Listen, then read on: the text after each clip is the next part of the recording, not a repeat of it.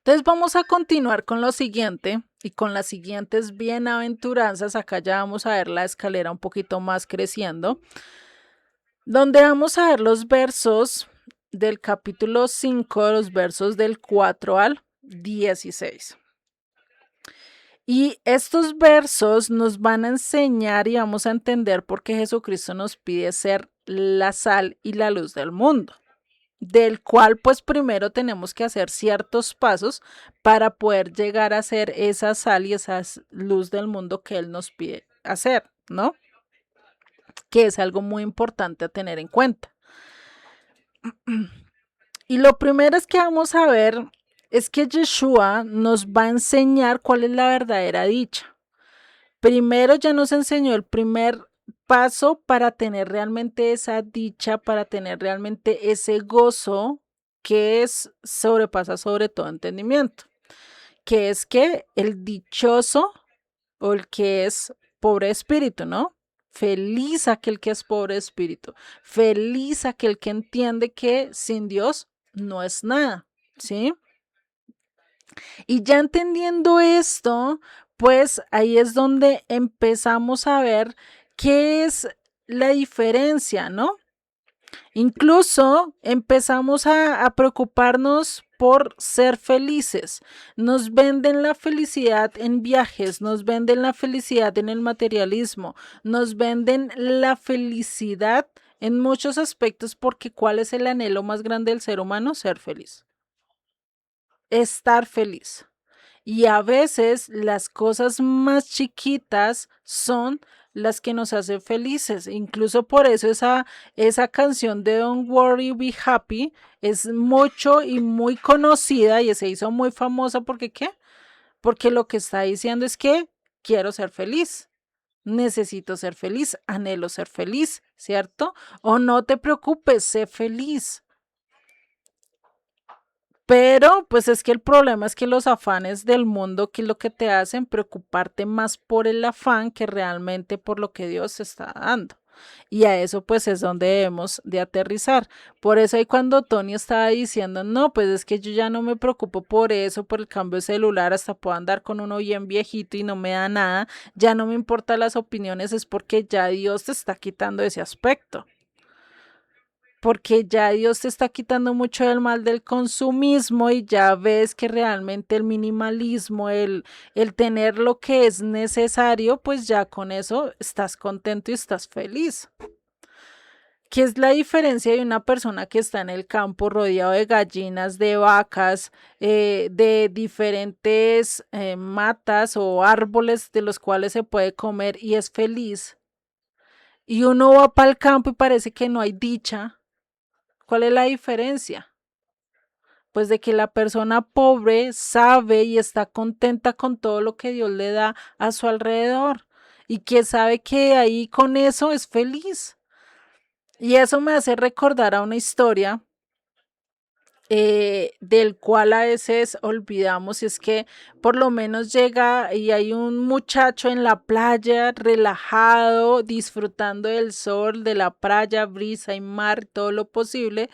Y llega un hombre de ciudad y le dice, oiga, ¿y usted a qué se dedica? Y él dice, no, aquí, me la paso aquí, descansando, relajado. Y él le dice, venga, ¿y por qué no estudia? Y el muchacho le dice, ¿y estudiar para qué? Pues para trabajar. ¿Y estudiar para trabajar qué? No, pues para mejorar tu situación económica. ¿Y para qué mejorar tu situación económica? Pues para viajar. ¿Y para qué viajar? Pues para vivir en la playa, en el sol, en la brisa y tener como... Y dice, pero si yo ya tengo eso, ¿para qué necesito todo eso? O sea, ¿te imaginas? La perspectiva tan diferente, pues no estoy diciendo ahora que no podamos hacer todo eso, sí, lo podemos hacer, ¿no? Pero ahí es donde le ponemos mucha más importancia a cosas que realmente nunca van a llegar al fin que queremos cuando lo podemos hacer de manera mucho más rápida e inmediata. El muchacho ya estaba viviendo en una vida así, con menos y con posiblemente menos gustos o menos satisfacción a nivel material o cosas así, pero estaba viviendo la dicha que muchos de nosotros queremos vivir al jubilarnos, ¿no? ¿Cuánto decimos de jubilarnos? No, cuando me jubile, cuando deje de trabajar, pues ahí sí voy a salir, voy a estar allá, ahí sí me voy a acostar en un chinchorro y voy a estar allá acostada, acá chinchorro se le dice como a la hamaca, no sé en México cómo se le dice, y pues preferimos estar así, en un lugar apacible, pero no después de que trabajes, pues después de que te gastes la vida trabajando en cuatro paredes. ¿Y será que sí vamos a alcanzar a llegar a eso? La vida no la tenemos comprada. Entonces, por eso Jesucristo nos empieza diciendo cuál es la verdadera felicidad a la cual como hijos de Dios, como discípulos de Dios vamos a llegar y queremos llegar. Y es esa paz que realmente y esa felicidad, esa dicha a la cual sí debemos de anhelar. ¿M? O que anhelamos, pero que no entendemos. ¿M? Por eso en Juan 1.4, ya estaba leyendo al revés, en Juan 1.4 que nos dice, en él estaba la vida y la vida era la luz de los hombres. La luz en las tinieblas resplandece y las tinieblas no prevalecieron contra ella. ¿Quién es el autor de la vida? ¿Quién es el que nos da la vida? Y el único que nos puede dar la felicidad realmente plena como la anhelamos y como la queremos, pues Jesucristo mismo. Él es el único que nos puede dar esa plenitud de vida. No porque nosotros queramos, no porque tengamos muchas cosas, sino porque realmente no va a ser una felicidad momentánea, porque posiblemente al momento de comprar la cartera que queremos, el celular que queremos, el carro que tenemos o querer llegar al puesto que queremos, pues esa felicidad va a ser ¿qué? Momentánea, pasajera, ilusoria. Porque pensamos, no, yo cumplo esta meta y ya me voy a sentir el hombre más realizado del mundo. Mentiras. Ahí llegas a ese puesto y vea que te toca hacer muchas más cosas y ahí sí, ay, ¿para qué subí a este cargo, no? Menos tiempo, menos anhelos, menos cosas y empiezan a hacer más peso en nuestras vidas. Más que tener dicha, a veces vienen más pesares, más tristezas, más amarguras, ¿no? Y no lo digo porque simplemente subamos de cargo y eso pase, no, sino porque hay cosas que a nivel de ciertas decisiones vamos perdiendo ciertas cosas en nuestras vidas. Por lo menos, ¿cuántos de ustedes que se la pasaron trabajando de día a día? De noche a noche, porque pues muchos, por lo menos acá en Colombia, dice se sale a trabajar desde las 4 o 5 de la mañana y se regresa casi 7 8 de la noche a la casa.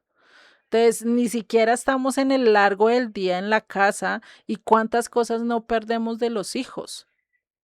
Incluso ni siquiera conocemos a los hijos por estar en qué, en el trabajo. No estoy diciendo que esté mal y alguna de las cosas pues ni modos, toca porque quién va a pagar las cuentas, quién hace las cosas, ¿no? Pero lo que quiero decir es que a veces nos enfocamos tanto en eso que perdemos de vista realmente lo importante.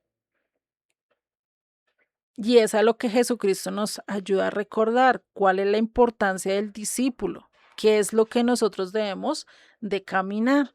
Y a eso es a lo que se va a enfocar a lo largo de este estudio. Por eso acá Yeshua o Jesucristo nos empieza a hablar como el rey de los judíos. Acá él empieza a decir, mira, si ustedes van a querer estar bajo mi reino, primero estos son los pasos que tienen que estar. El primer paso ya lo vimos, que es ser ¿qué? Pobres de espíritu, ¿sí? Literalmente, que tu autoestima esté en cero para que Dios pueda entrar en tu vida y pueda empezar a gobernar y pueda Él crecer en ti, ¿sí? A eso, entonces Él vino a mostrarte y Él vino a hablarte como rey, como dueño y como amo para decirte cuáles son las cosas que tienes que hacer y tienes que vivir, ¿sí? y que recordemos que él ya no solo va a ser el rey de solo las 12 tribus, sino que ahora va a ser el rey de del mundo en general, ¿sí? Y por eso en Isaías 9:7 que nos dice, lo dilatado de su imperio y la paz no tendrán límite sobre el trono de David y sobre su reino, disponiéndolo y confirmándolo en juicio y en justicia desde ahora y para siempre. El celo del Eterno, el celo del Señor de los ejércitos hará esto, ¿sí? Él es el que hace eso. Él es el que va a poner una paz que no tendrá límite. Cuando nosotros realmente andamos en Dios, vamos a encontrar que realmente hay una paz que a pesar del problemas o las circunstancias o el dolor que estamos viviendo, aún así encontramos mucha más paz y mucho más reconfortación antes que si estuviéramos sin él. Cuando habla del dilatado, es extenso, numeroso, vasto. O sea, no importa lo extenso de su imperio, y la paz, ¿qué pasa? No tendrá límite. Su territorio va a ser lo más extenso posible. ¿Por qué? Porque va a gobernar sobre todo el mundo. No sobre un pedazo, sobre un país o sobre una nación, sino sobre todo el mundo. ¿Sí? Entonces, a eso es a lo que tiene que decir, no tiene límite. Él no tiene límite de su gobierno. Incluso sale este mundo porque él gobierna las estrellas, él gobierna los astros, él es el que sostiene el espacio, las galaxias. Incluso se han detectado que nosotros somos una partícula de una galaxia y fuera de eso, ¿cuántas galaxias más no han encontrado, no? Imagínate. Entonces, pues, su reino no tiene límite. Igual que el universo, todavía no le han encontrado límite. ¿Mm? Entonces, esto es el hombre, nosotros hemos tratado de crear gobiernos, de querer controlar todo, de vivir y querer gobernar todo a nuestra manera cuando realmente no va a ser así. Y hemos visto imperios que han pasado y han pasado como los asirios, los egipcios, los babilónicos, los persas, los griegos, los romanos y lo que se levante hoy en día como orden mundial, ¿no? Que estamos viendo como que Estados Unidos quiere lograr esto o Trump quiere lograr esto de querer como comandar a lo largo del mundo y poner la paz y solucionar todos los problemas, pues tratando de poner como ese imperio. No sabemos si él lo sea, ¿no? Por eso dice en Isaías 48 que dice, y que dice de nosotros, la hierba se seca, la flor se marchita y se cae, pero la palabra de nuestro Dios, que dice, vivirá para siempre. Incluso Pedro nos dice que nosotros somos como la hierba que se cae, como la flor que se marchita. Nosotros somos pasajeros. Nosotros no tenemos permanencia, nosotros tenemos una fecha de caducidad cada uno de nosotros. Que no la conocemos, que no sabemos en qué momento nos vamos, pero esa fecha de caducidad está. Y por eso tenemos que entender que nosotros podemos pasar, los imperios han pasado, los gobiernos han pasado, los países han cambiado a lo largo de la historia, ¿sí? Y sus reinos han cambiado, sí, sus dueños han cambiado, los presidentes han cambiado, los sacerdotes han cambiado, todo ha cambiado y lo único que ha permanecido siempre es la palabra de Dios. Él es el único que puede traer la paz, la felicidad, la dicha que tanto de nosotros necesitamos y queremos y deseamos y anhelamos tener esa paz que sobrepasa todo entendimiento, ¿sí? Y por eso vamos a ver cada uno de los requisitos que Él nos pide, porque es que Él no pide los requisitos que pide el mundo. Y vamos a ver que son totalmente diferentes. Incluso cuando yo estaba estudiando y les estaba dando este mismos temas a otros, a otras clases, o a otros compañeros les estaba diciendo, mira, Dios, Jesucristo fue el más revolucionario de los líderes para su época. Él hablaba de cosas que eran casi opuestas para lo que ellos conocían en ese momento o a lo que los líderes enseñaban al pueblo. Él era el más revolucionario, pero no lo hizo con armas, pero no lo hizo con trifulcas, pero no lo hizo con revueltas, pero no lo hizo con nada de eso. Lo hizo de la manera más pacífica que podemos ver. Y eso es algo que rompe, rompe nuestra filosofía, rompe nuestros dogmas, rompe nuestras opiniones, porque a veces pensamos que tenemos que ir a defender la fe y eso es de que hasta sentir al otro y hacerlo sentir al otro como un garanito, como el peor mosquito, hasta ahí ya quedó en paz. Cuando realmente Dios no nos llamó a eso. Cuando Jesucristo trató mal a todos los con los que habló, con los que le enseñó, nunca. Lo más y la palabra más fea que les llegó a decir fue sepulcros blanqueados y fuera de eso hipócritas. Pero incluso ni con eso los estaba, ni siquiera con eso los estaba humillando. Por eso necesitamos entender muy bien las palabras de Dios, porque nosotros no estamos llamados a contender al punto de lastimar a la otra persona, sino estamos llamados a defender la palabra de Dios y mostrar el amor de Dios a través de eso. Y para eso necesito ¿qué? Romper mi yo. Porque al momento de defender la palabra, pues incluso a veces se me crece el yo, porque uy, yo sí sé, yo sí puedo, yo sí conozco y este no conoce y este no sé qué, y empiezan a tratar mal, siendo hijos de Dios, ¿no? Por eso acá Mateo, vamos a ver que a lo largo de sus enseñanzas muestra a Jesucristo como el rey de los judíos y de por sí, cada una de sus enseñanzas muestra el reino de Dios, lo que él quiere, ¿sí? Y por eso pues muestra a Jesucristo como él en su inicio, cuando estaba allí de bebé, pues recibe aquí a estos sabios del oriente como si fuera un rey, como si fuera la identidad de alguien muy reconocido, ¿sí? Y específicamente de dónde venían estos reyes. Probablemente, unos dicen que probablemente venían de Babilonia, ¿sí? Porque venían de Oriente, Occidente, algo así, a rendirle homenaje directamente a Jesucristo que había nacido, ¿sí? Y por eso todo esto lo vamos a tener que profundizar, que entenderlo. Si quieren entender esto de los Reyes Magos, pues estudien el verso por verso.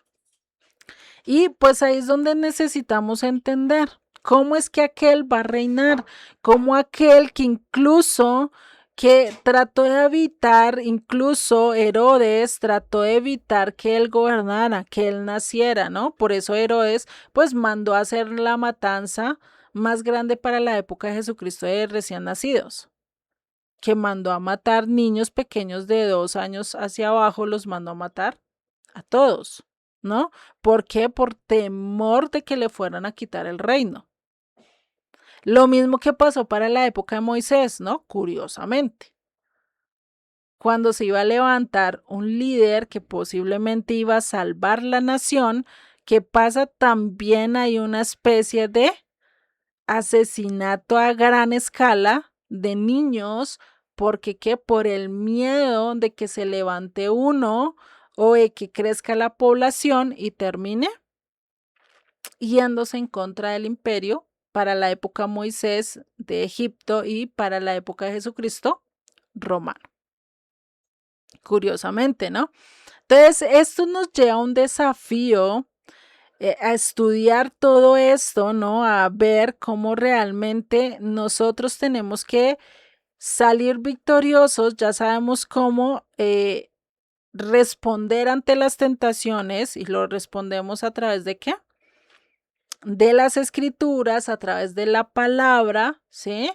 Y de ahí, pues ya nos dice que ahora vas a menospreciar tu intelecto, tu capacidad, tu sabiduría, tus opiniones y ahora vas a dejar que sea Él el que haga todo por ti, ¿no?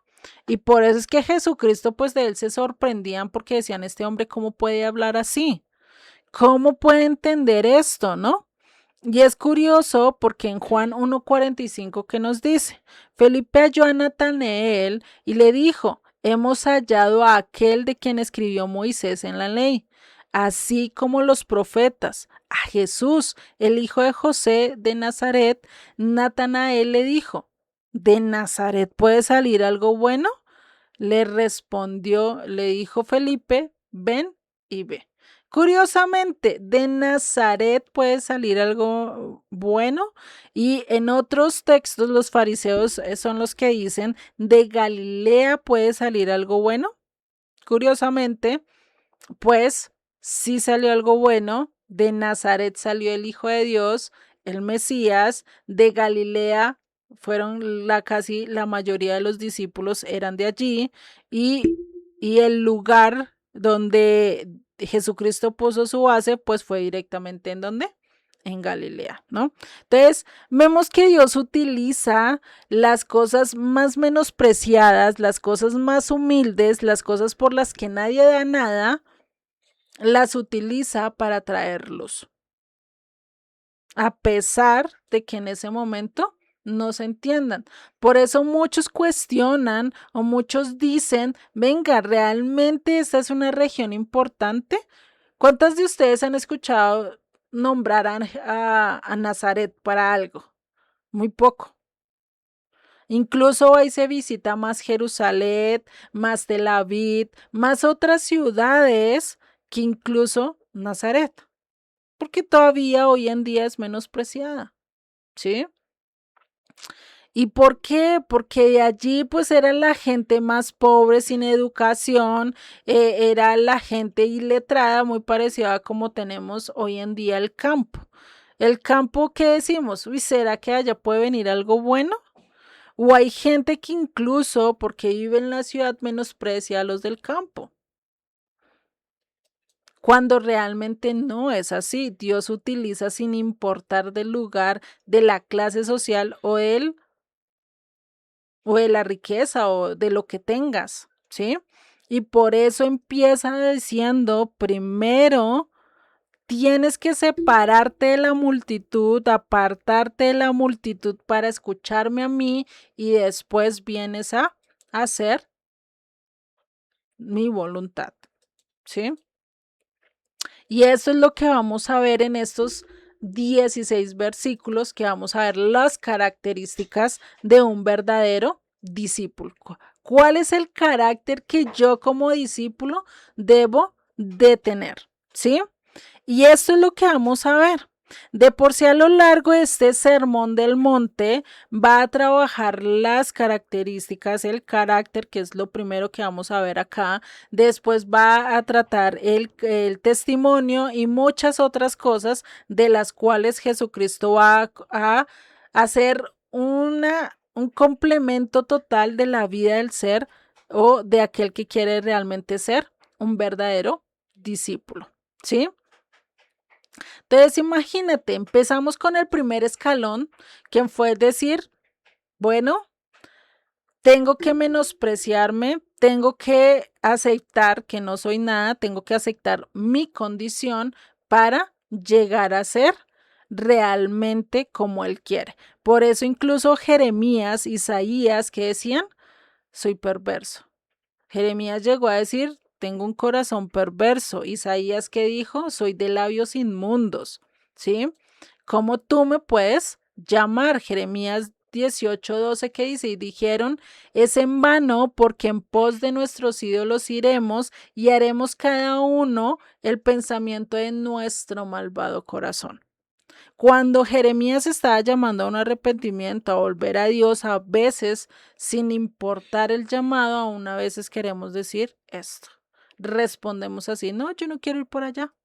Prefiero hacer lo que mi corazón me dicte. En Jeremías 22:17 también nos dice, mas tus ojos y tu corazón no son sino para avaricia y para derramar sangre inocente y para opresión y para hacer agravio. Y vamos a ver que todo este camino de las bienaventuranzas nos va a llevar a ser un corazón limpio. Cada paso y cada carácter que vayamos empezando a trabajar tiene que llegar hasta el punto de tener un corazón limpio. Y por eso la importancia de entender entre el corazón malvado y el corazón limpio. El corazón del hombre es perverso, irreparable, no tiene remedio. No podemos cambiarlo nosotros mismos porque está destinado a ser malo.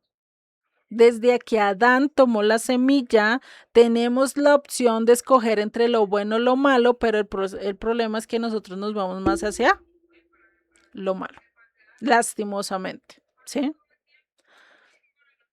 Por eso en Proverbios 26, ¿qué nos dice? Dame, hijo mío, tu corazón y miren tus ojos mis caminos. Para andar de acuerdo a la voluntad de Dios, pues tengo que entregar mi corazón. Y acá Jesucristo nos va a dar las razones, nos va a dar la manera de cómo yo voy a llegar a ese máximo de entregar mi corazón hasta el punto de vivir con ese corazón totalmente puro y limpio, el cual Él nos pide, ¿sí? Y nos da esa dicha y por eso primero tenemos que empezar con el paso más importante, más difícil y el cual necesitamos estar trabajando siempre. ¿El qué? El negarme a mí mismo. Por eso en Romanos 7:17 Pablo nos dice, de manera que ya no soy yo quien hace aquello, sino el pecado que mora en mí. Y yo sé que en mí, esto es, en mi carne, no mora el bien. Porque el querer el bien está en mí, pero no el hacerlo. Porque no hago el bien que quiero, sino el mal que no quiero, eso hago. Y lastimosamente esto es muy cierto lo que Pablo dice ahí. Muchas veces tenemos el conocimiento, tenemos la sabiduría, tenemos el decir, venga, yo por este camino no voy, pero casi siempre nos vamos al camino que no quiero ir. Muchas veces decimos, no, por esa grieta no voy a caminar, por ese yo no me voy a tirar a ese lago de lobos, pero allá terminamos. ¿Por qué? Porque a veces lo vemos atractivo y a veces nos lo muestran como si no pasara nada, ¿no? Es como esas trampas que antes ponían, no sé,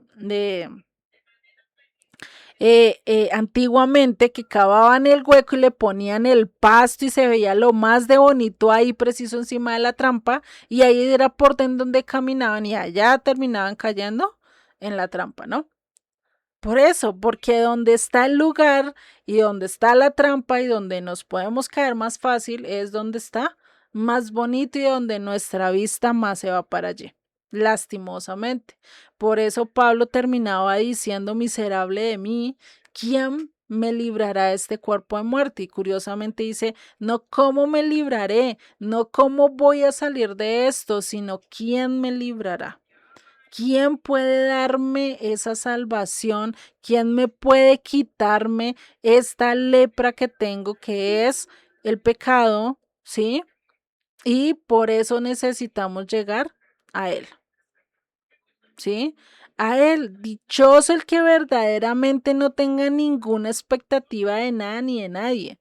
Dichoso aquel que no espera que le aplauden. Dichoso aquel que no se amarga porque no se le postran a él igual que lo hizo Amán.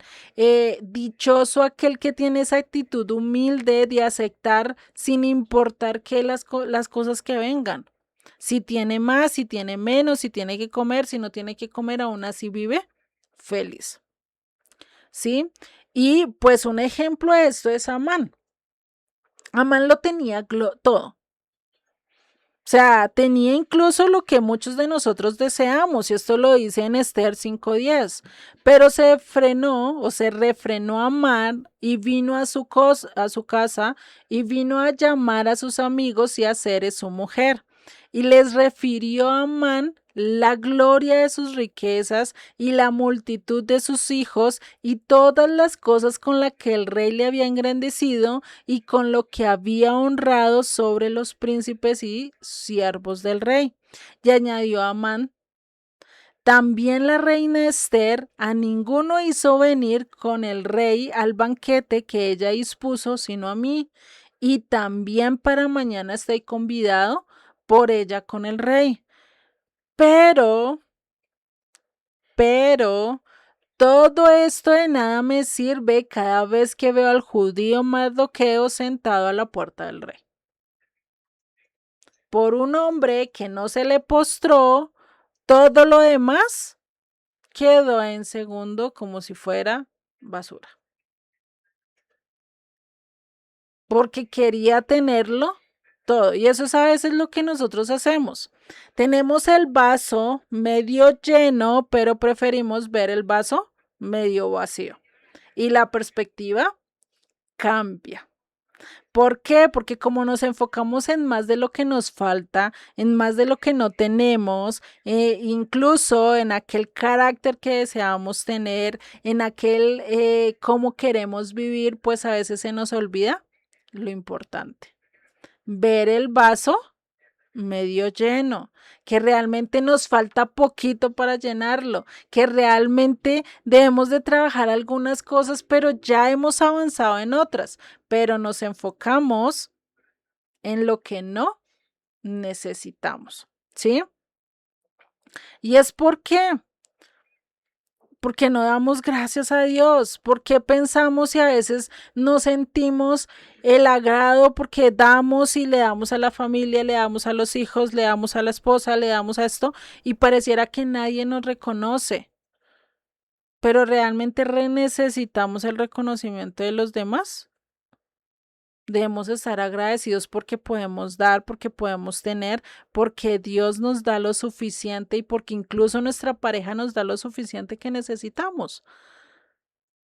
No podemos empezar a poner expectativas en alguien que posiblemente no las va a cumplir.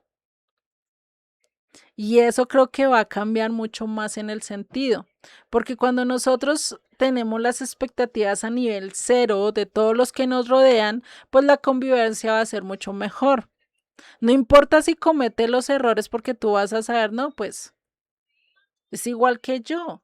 Es un hombre y puede tener sus errores. Ya vas a vivir con menos amargura, menos insatisfacción, menos el pensar o esperar algo más de ellos cuando realmente del único que sí podemos tener expectativas altas, del único que sí sabemos que va a cumplirlas todas es ¿quién? Dios. Y por eso ni siquiera podemos tener expectativas de nosotros mismos. Porque nosotros mismos podemos decir, uy, yo me voy a leer la Biblia 4 veces al año. Pero la expectativa es que a veces ni alcanzamos a leerla al año.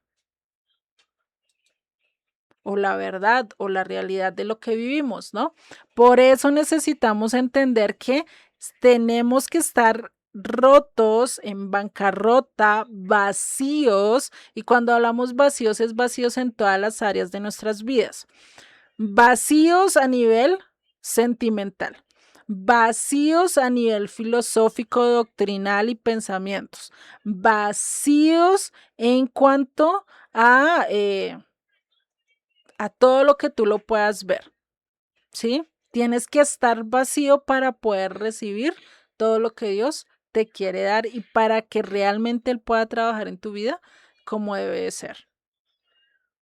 Y vaciarte de todas esas cosas, porque a nivel de sentimientos, el vaciarte del odio, el quitarte la enemistad, el quitarte la rabia, el quitarte los sentimientos que viste por una traición, por una infidelidad, el quitarte todo eso y despojarte de todo eso, no es fácil.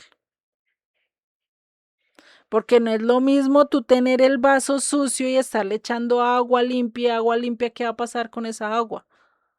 Sigue sucia. Por eso necesitas despojarte y lavarlo y limpiarlo, del cual pues eso va a doler.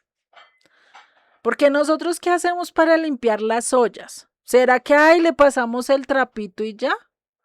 No, tenemos que frotarla. Tenemos que incluso a veces pasarle el alambre, ¿no? La esponja y limpiarla y restregarla lo más duro. Y a veces duro porque a veces está pegada a las ollas, ¿cierto? Hagan de cuenta que así es nuestras vidas. Tenemos cosas tan pegadas que nos duele soltarlas y eso es algo que no nos gusta, lastimosamente, ¿no? Y eso es algo que tenemos que ver, ¿vale? Lo vamos a dejar hasta acá. La próxima clase ya vamos a ir, esto es parte de la introducción a todo lo que vamos a ver, porque necesitamos sentar una base que quede muy clara para que ya cuando entremos directamente con los textos, pues los podamos entender mucho mejor, ¿no? Después vamos a orar, vale, gracias al Eterno. Entonces vamos a orar y finalizamos con esta sección, pues entendiendo todo esto y creo que nos quedó mucho más claro qué es tener una bancarrota espiritual, que es realmente doblegarnos ante Él y rendirnos ante Él.